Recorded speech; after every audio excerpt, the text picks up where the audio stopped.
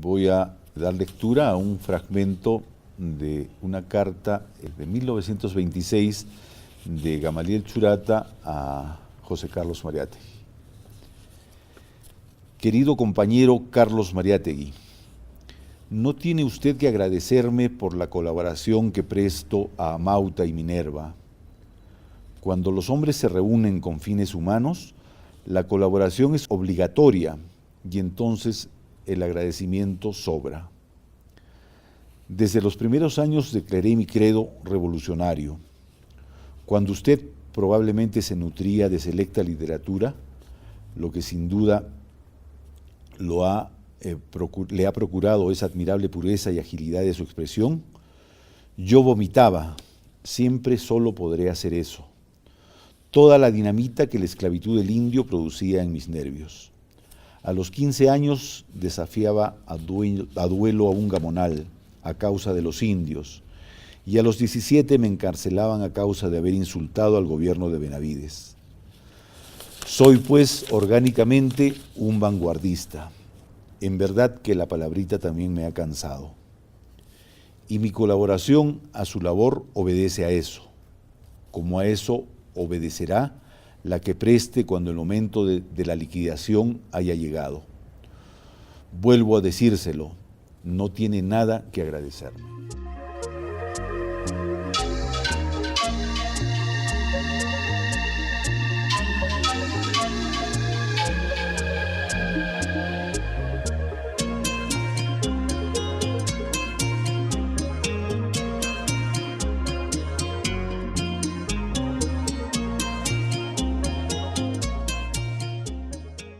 Cuando Mariátegui regresa de Europa trae toda esa visión de lo que es el arte, la creación y la relación entre el creador y su creación, ¿no? Y que sí definitivamente tenía que existir una relación con su contexto, o sea, uno no puede crear en base, así sea una ficción, no puede crear en base pues a la nada, ¿no? Tiene que ser el resultado de esa relación con tu medio ambiente, con tu contexto social, político, cultural. Eso es importante tomar en cuenta porque solo así la obra de arte puede tener sentido, ¿no? Puede tener un propósito a cumplir. Mariátegui cuando instaura, ¿no?, la revista Amauta va desde la imagen que pone en la portada, ¿no?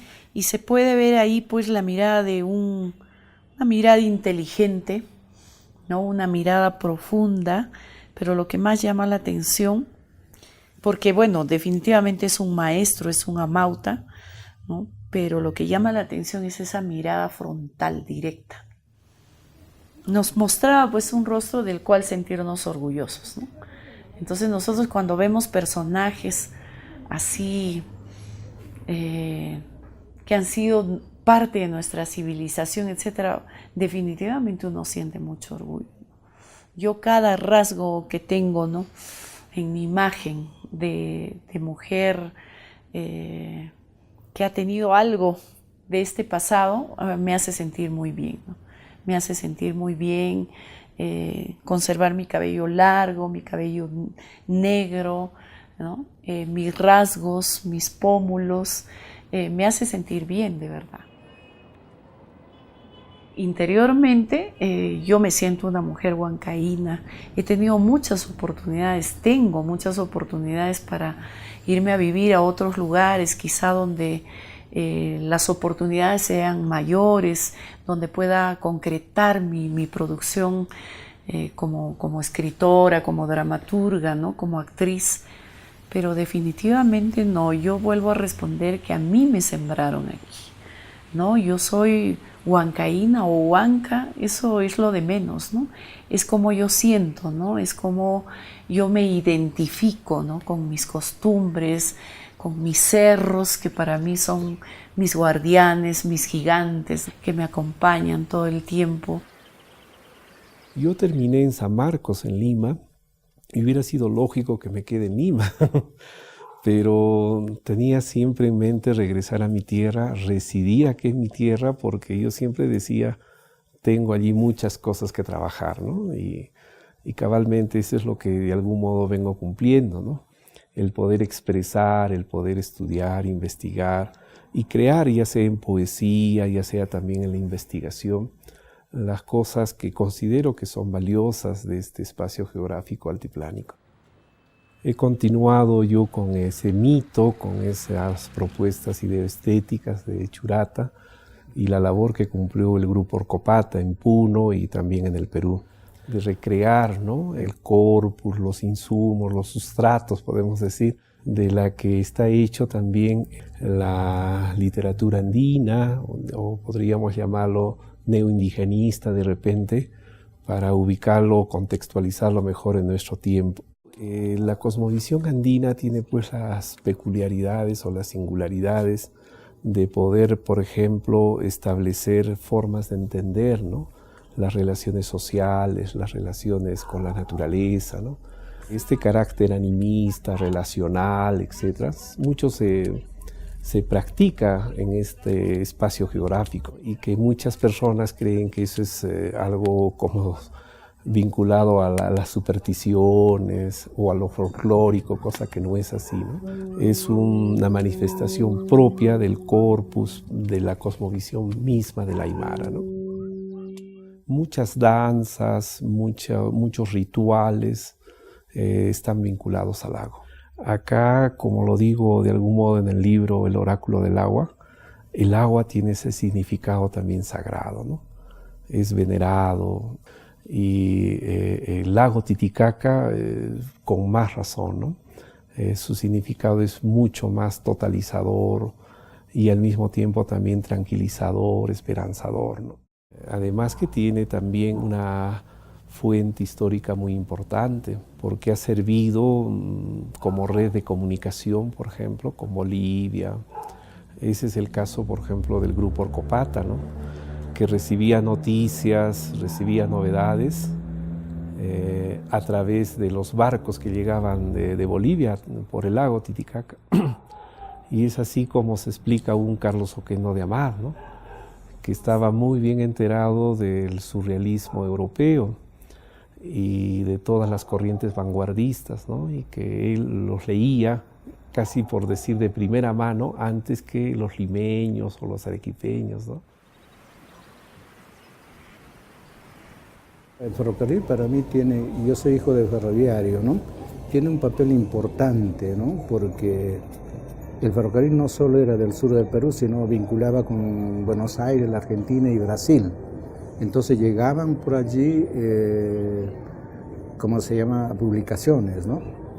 Leoplan, una revista Leoplan, que era revista de actualidades que se publicaba en Buenos Aires, se leía en toda la región, ¿no?, en todos los pueblos ribereños del ferrocarril se leía y estaban más enterados de lo que pasaba, ¿no?, en Europa, en Buenos Aires, ¿no?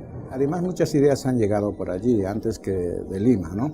La reforma universitaria, el mismo marxismo, el trotskismo, ¿no?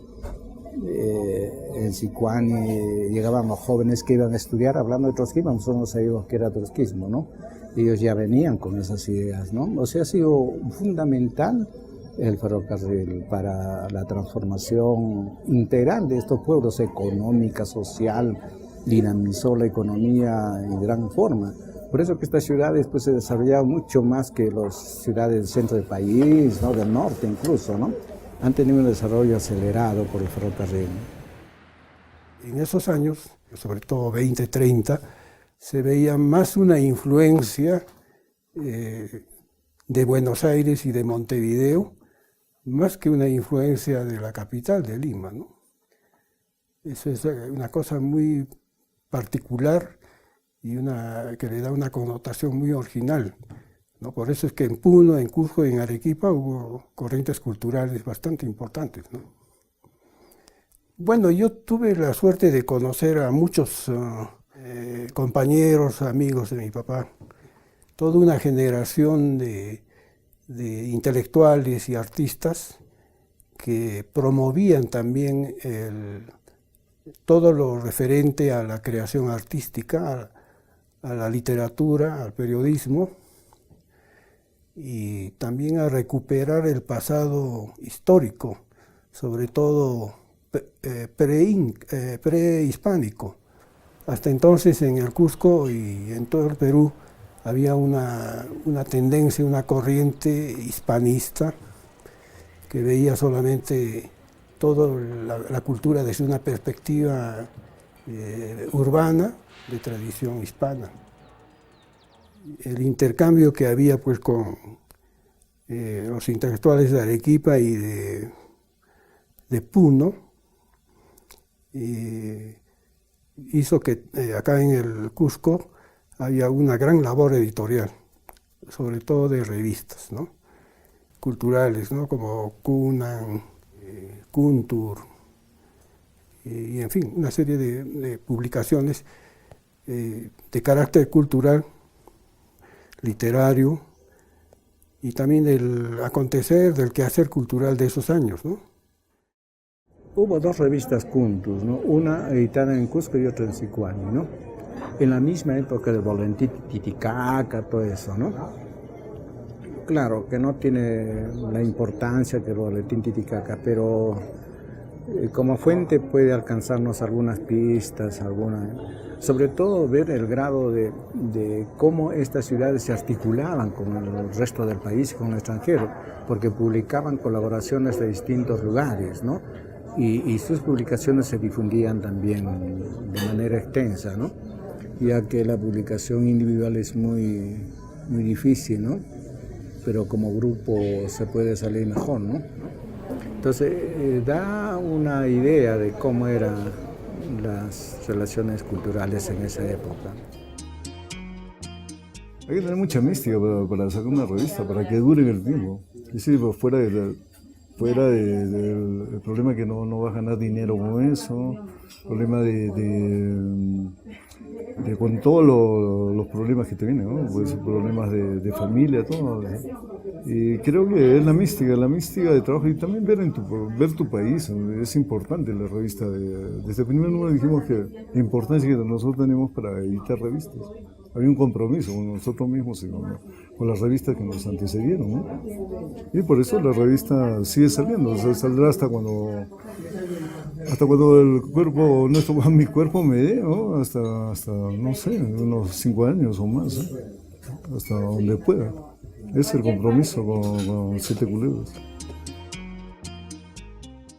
Lo interesante de estas revistas eran que, aparte de que promovían la labor cultural de todos los que contribuían y aportaban a esta publicación, y también era un esfuerzo editorial bastante grande, ¿no?, pues, dada la época por las limitaciones técnicas. Entonces ilustraban, en lugar de fotografías, podían grabados en madera, grabados en metal, ¿no?, lo que llaman psicografías, ¿no?, y una que otra reproducción pues, de su creación pictórica. José Sabogal fue uno de los promotores, ¿no?, uno de los que reivindicó el arte popular peruano, ¿no?, el mate burilado, el torito de Pucará, los tejidos, cerámica también, ¿no? Hay muchas las zonas acá cercanas de Canchis, de Pucara. Y entonces, esos temas también él lo volcaba en su creación artística, ¿no? Y no solo él, porque también ahí está Camilo Blas, está Julia Codecido, la pintora está Bustamante, y con todos ellos fundaron en Lima el Museo del Arte Peruano. Entonces, en los años 20, 30 todavía no se valoraba en su verdadera dimensión toda la creación del arte popular del Perú.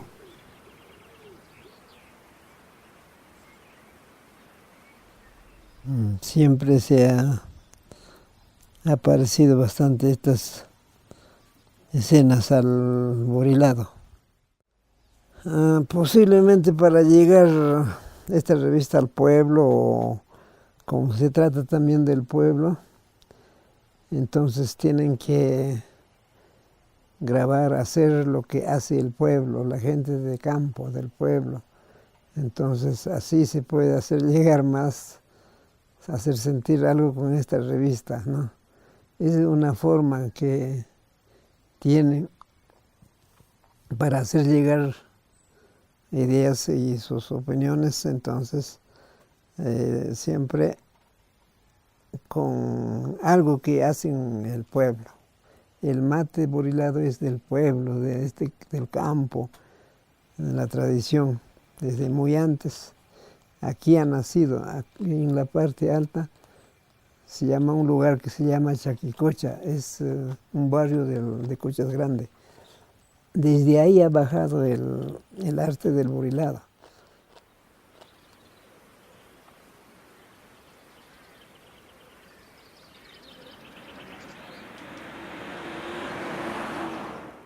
El artista en el mate burilado representa todas sus vivencias cotidianas, sus costumbres, sus fiestas, todo, ¿no? Pero personalmente en los temas más culturales lo profundizo, los tallo. Por ejemplo, el tema del mate, cómo cuidar la naturaleza, ¿no? Porque nuestros abuelitos, que son nuestros ancestros, han dejado conocimientos, muchos conocimientos hasta para curarnos con la medicina tradicional, cómo sembrar en forma orgánica, o sea, tantas en los cuentos ahora, ¿no? Entonces yo los hago eso pensando que a través de mi arte voy a recuperar ese conocimiento que nos han dejado y enseñar al prójimo, ¿no? A través de mi arte.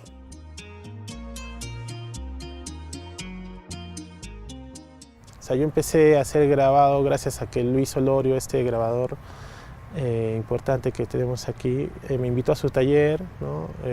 Y fui, me empezó a enseñar grabado y empecé a hacer, ¿no? Entonces ahí me di cuenta que en el grabado a mí se me prestaba y lo que me salía haciendo en silografía eran personajes más cercanos al grabado popular. Entonces el grabado a mí me está permitiendo acercarme, por ejemplo, al mate, burilado o a otras prácticas que yo siento que coinciden, ¿no? Porque el grabado nació como algo también popular, anónimo, ¿no? La silografía, ¿no? Primitiva. Entonces a mí me está posibilitando eso, ¿no? O sea, poder trabajar un arte popular, ¿no? Que es lo que yo quiero, ¿no? Hacia donde estoy apuntando.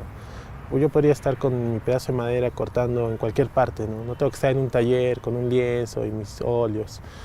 Entonces, creo que es una posibilidad también para las personas que desarrollan artes plásticas y que no cuentan con muchos recursos, ¿no? Aparte que el grabado, al ser una obra de varias copias, o sea, no es una obra única, sino es una obra que se presta para la reproductibilidad, es más accesible también para el público, ¿no?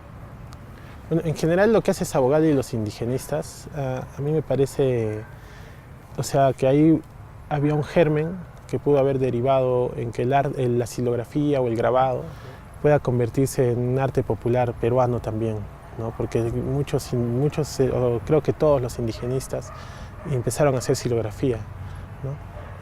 Pero sin embargo me parece que en las generaciones que vienen después el grabado se deja un poco de lado, ¿no? A mí me apena eso un poco porque viendo, no sé, Brasil o México o a Chile hay como una cultura del grabado muy fuerte, ¿no? Entonces ahorita no podemos decir que, digamos, la silografía sea un arte popular en el Perú, porque no lo es, ¿no? Pero yo siento que ahí en el indigenismo hubo como un germen, un inicio, ¿no? De que pudo haberse planteado eso. Que claro, no se continuó quizás, pero que podría continuarse y retomarse esa posta ahora. Porque realmente era un grabado muy bueno y era un grabado en sí que en contenido también trataba de dialogar con la cultura popular, ¿no? Entonces me gusta esa idea de entender la cultura y el arte como algo que en realidad puede dialogar con cualquier persona, ¿no? Y no solamente, digamos, con la gente, entre comillas, culta, ¿no? Que es algo que yo no creo, ¿no? O sea, yo creo que todos tenemos cultura, ¿no? Es inevitable. Entonces, para mí el grabado me ha posibilitado eso, ¿no? Entrar, digamos, en esas experiencias, ¿no? Que por ejemplo con el video no, porque el video todavía me parece que es un circuito muy cerrado, muy limitado, depende de muchos otros medios, ¿no? Un grabado tú lo puedes llevar donde sea, ¿no? Y mostrarlo a quien sea. El arte debería cumplir una funcionalidad de acercarse a la vida misma, a la vida cotidiana, ¿no? De que el arte no debería de manejarse con muchos filtros, ¿no? Ser sincero. Yo siempre voy a buscar que mi trabajo sea parte del pueblo, porque yo también soy parte del pueblo, ¿no?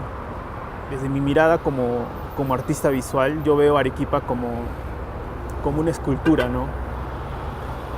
Y muchas personas me dicen, que cómo puedes dañar la ciudad o una pared o cosas así, ¿no? Pero para mí me parece muchísimo más constructivo que un transeúnte venga y se tope con un poema o se tope con uno de estos grabados serigráficos y que le pueda decir algo, ¿no? Que le pueda hablar algo, ¿no? Yo pienso en lo particular que el arte, al menos en el Perú, tiene que cumplir una funciones, ¿no? Básicas, ¿no? Puede cumplir una función de educación, de educar, o puede cumplir la función de conciliar, ¿no? De sanar heridas, ¿no? Y al menos yo dejo esas generaciones de tensiones que puedan suceder en el transeúnte o en la persona que se encuentre con estos hallazgos. Le dejo esa funcionalidad a la poesía, ¿no? Como que el poema, ¿dónde suele buscar su nicho, ¿no? En un poemario, en un libro. Y una serigrafía, un grabado serigráfico en una galería, no lo sé. Pero yo busco sacarlo de algo establecido, de lo institucional, ¿no? De llevarlo al espacio público. Entonces, cuando una persona camina por aquí, ¿cuántas veces se va a topar con esto? Pero un día el fragmento de poesía le dirá algo, o el discurso visual le dirá algo, otro día ya no, o de repente le moleste, ¿no? Y decida por arrancarlo, o de repente decida apropiárselo y busque llevárselo. Y eso es para mí lo interesante también. Por eso que afianzo mucho mi trabajo en el proceso. Tenemos que ser pues los hacedores de nuestra propia vida, ¿no? Y eso de alguna manera nos vuelve artistas a todos, ¿no? De alguna manera nos convierte en creadores, ¿no? Yo leí alguna vez que decían, si ya no existe la esperanza, hay que inventarla, ¿no? Entonces sí, pues se trata de eso y se trata de reinventar también, ¿no?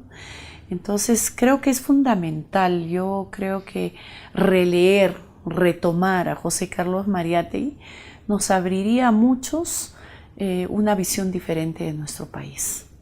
Pero definitivamente la preocupación de él en 1928 era la educación. La libertad de la enseñanza no es pues sino una ficción, es una utopía que la historia desahucia. Nosotros podemos ver que Mariátegui desde inicios de siglo XX, él planteaba nuevos métodos, una reestructuración de la educación, pero tenía que partir desde el Estado, ¿no? Una mirada diferente, innovadora, romper con aquella educación ataviada de radicalidad, de verticalidad, etcétera, ¿no? Pero yo creo que existe, ¿no? Existe toda una postura y un deseo de muchos maestros de cambiar con toda esta metodología, ¿no? Y creo que sí, pues hay que prestarle atención nuevamente a Mariátegui, y en muchos aspectos la educación sigue siendo una ficción. La primera escuela en el Perú de corte de influencia de la Internacional de los Trabajadores de la Enseñanza fue acá en Morococha. Que los primeros maestros autodidactas que tuvieron una idea del Sindicato Único de Maestros estuvo en Morococha. Los mismos trabajadores también eran analfabetos. Entonces el gobierno de Leguía se desentendió y la empresa Cerro de Pasco también se desentendió. No quiso financiar la educación de los hijos de los mineros. Entonces, ¿qué cosa hicieron los mineros? Una cosa sorprendente. Del mismo salario que tenían, empezaron a descontar 40 centavos para sostener una escuela. Uno de los motivos con el cual José Carlos Mariátegui lanza a Mauta es para captar justamente a estos obreros que eran autodidactas. Y todos se alinean con José Carlos Mariátegui. Revisando Amauta número 22, número 10 de diciembre del año 1927, encontré de Guillermo Mercado unas palabras al maestro, ¿no? Interesante, que inciden mucho en una idea de Mariátegui, ¿no? ¿Sí? Palabras al maestro, un mensaje al maestro. ¿Sí? Procura el maestro moderno, dentro del mismo de su propio yo, formarse el más bello concepto de la alegría, como un nuevo factor descubierto que rige e impulsa el alma del mundo. Yo no me autodenomino como un maestro, ¿no? O sea, mi forma de tratar de llegar a los chicos o de mostrarles es más como en un trato horizontal, ¿no? En la que, digamos, todos compartimos lo que sabemos y a partir de este trabajo en conjunto todos podemos quizás aprender cosas, ¿no? Así es como yo lo planteo, ¿no? Y yo no siento que sepa más que ellos, ¿no? Sino sé que tengo algunas cosas que compartir al igual que ellos, ¿no? Entonces es más como en un espacio de intercambio, ¿no? Para mí la docencia, ¿no? Un educador que no es comunicador no funciona. Un comunicador que no educa no funciona. Un comunicador que no vaya a tus sentires profundos no funciona. Y eso es un artista. Toca la fibra del alma, la fibra delicada del alma. Las artes, la comunicación y la educación de la manito siempre han hecho la revolución en este país. Socavadita, calladita, de a poquitos. Ahí está, ahí es donde hay que trabajar.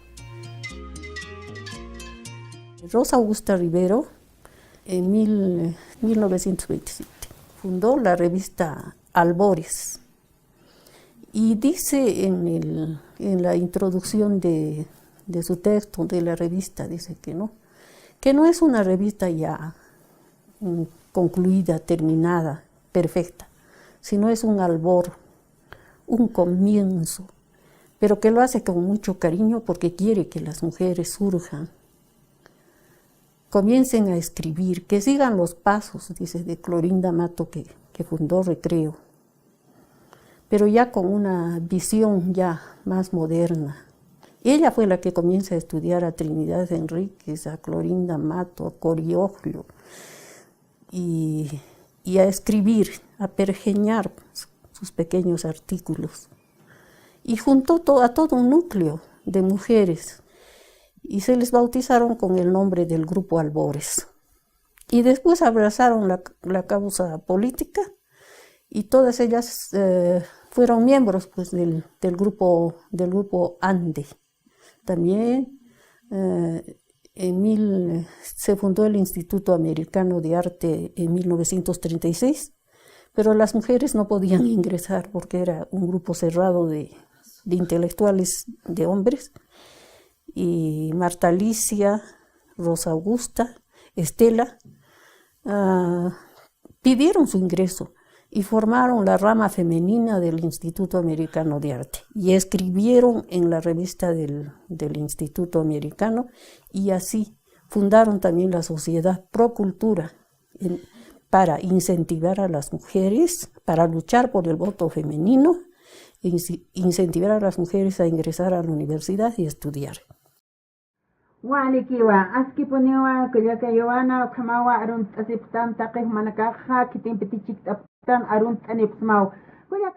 Yo me llamo Rosa Palomino, de Paucar. Bueno, yo soy comunicadora aymara.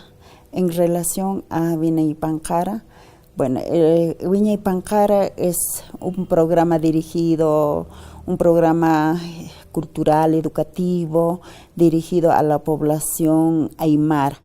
Las mujeres realmente hacemos muchas actividades, producimos la tierra, educamos a nuestros hijos, cuidamos a nuestros ganados, ¿no? Infinidad de cosas. Y después eso no está reconocido. Esas cosas justamente nosotros queremos hablar en la radio. Yo, es decir, mi trabajo como mujer comunicadora, iba a las comunidades, a las organizaciones que me invitan, que quieren salir en la difusión, todo. Entonces yo iba, acopiaba el material, traía, ya lo manejaba artesanalmente, todo con grabadores, con casetera, todo eso. Y yo no tenía ningún problema, ¿no?, de mezclar, poner los cuentos, las canciones. llegas a mayoría. Por ejemplo, si tú vas a un lugar, estás en una comunidad, pero si tú estás, es que aquí, por ejemplo, Radio Pachamama es un alcance internacional, pues, ¿no? Que llega a Chile, Bolivia, todos escuchan y saben. Algunas hermanas que me conocen en Bolivia lo saben qué días son los programas, ¿no? Y también ahora a través de internet, ¿no? Tengo algunas amigas de México, así de otros países, ¿no? Entonces ellos saben que nuestro programa que está a través de internet también, ¿no?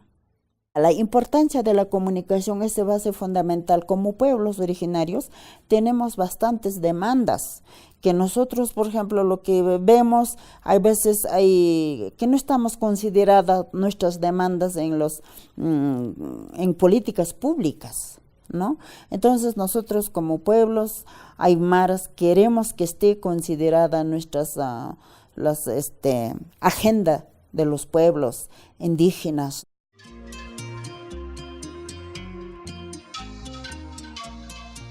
La misión del hombre en este mundo es